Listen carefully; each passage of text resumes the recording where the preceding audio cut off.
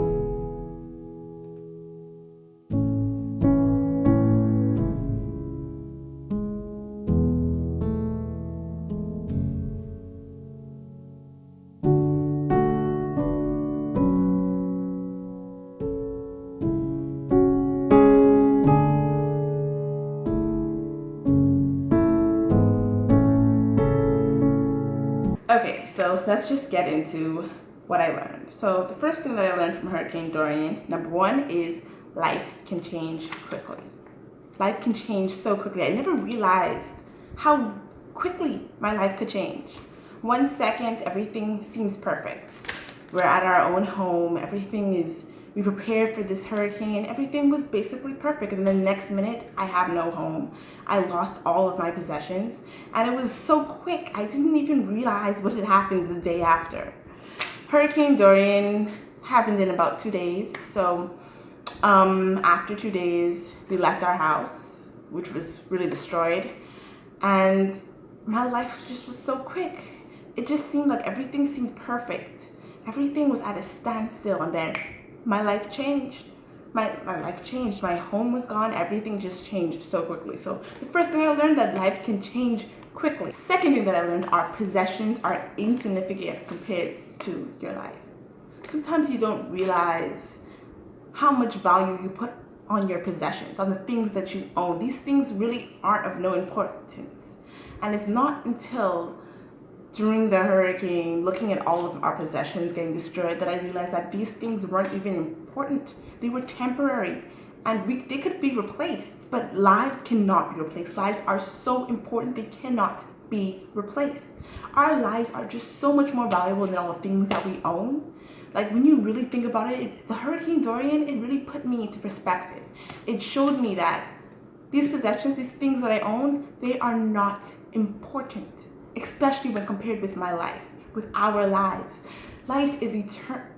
Well, lives are not eternal, but we need to focus on the eternal instead of the temporary. And when you really think about it, possessions, all these things we accumulate on the earth, it is not important. No importance at all.